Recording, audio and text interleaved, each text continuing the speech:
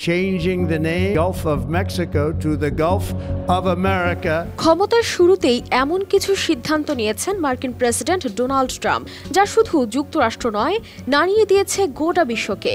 Trump মানেই যেন যেমন কথা তেমন কাজ, তাই দায়িত্ব নেওয়ার প্রথম দিনেই দিয়েছেন বেশ কিছু চমক। কেউ যুক্তরাষ্ট্রের মাটিতে জন্মালে জন্মসূত্রেই দেশটির নাগরিকত্ব পাবেন। 150 বছরের পুরনো এই সাংবিধানিক অধিকারকে হাস্যকর বলে মনে করেন ট্রাম্প, তাই বাতিল করতে চান এই আইন। তবে প্রশ্ন হলো, ট্রাম্প যা শুরু করলেন তার শেষ কোথায়, আর এরপরই বা কি ঘটবে? ক্ষমতায় আসার পর ডোনাল্ড ট্রাম্প ঠিক প্রমাণ করে দিলেন তিনি শুধু প্রতিশ্রুতি দেন না, তা বাস্তবায়নেও অটল।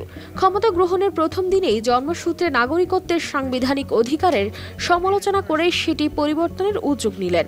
যদিও এই অধিকার মার্কিন সংবিধানের 14তম সংশোধনীতে সুরক্ষিত, তবু ট্রাম্প এটিকে হাস্যকর বলে উল্লেখ করেছেন।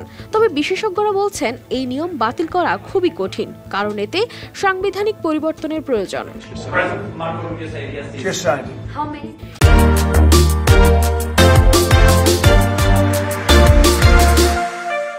সীমান্ত নিরাপত্তা ট্রাম্প প্রশাসনের অন্যতম অগ্রাধিকার। দায়িত্ব নেওয়ার পরপরই তিনি দক্ষিণ সীমান্তে জরুরি অবস্থা জারি করেছেন। সীমান্ত প্রাচীর নির্মাণ ও অভিবাসীদের বিতরণ কর্মসূচি আরও জোরদার করার ঘোষণা দিয়েছেন। মেক্সিকোর সঙ্গে যুক্তরাষ্ট্রের দক্ষিণ সীমান্তে নিরাপত্তা বাড়াতে সামরিক বাহিনীকে সক্রিয় করেছেন তিনি।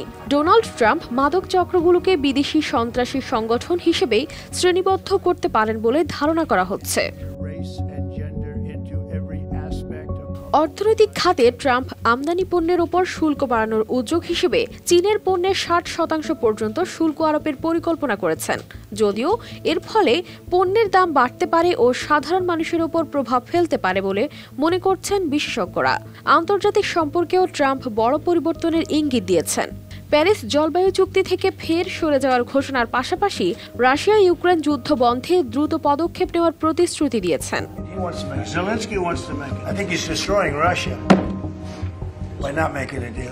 এছাড়াও ক্যাপিটল হিলের দাঙ্গায় অভিযুক্ত 1500 সমর্থককে ক্ষমা করেছেন তিনি। জন এফ কেনেডি ও মার্টিন লুথার কিং জুনিয়রের হত্যাকাণ্ড সংক্রান্ত গোপন নথি প্রকাশ করার প্রতিশ্রুতি দিয়েছেন। ট্রাম্পের সিদ্ধান্ত নিয়ে বিতর্ক থাকলেও তিনি তার পরিবর্তনের ঝড় তুলতে প্রস্তুত। কিন্তু এই ঝড় কি যুক্তরাষ্ট্রের জন্য কল্যাণ বয়ে আনবে, নাকি বিতর্ক আর বিভাজন বাড়াবে? সময়ই হয়তো তার উত্তর দেবে। Thank you all very much. Appreciate it. কারিস Fatema Shimu, RTV।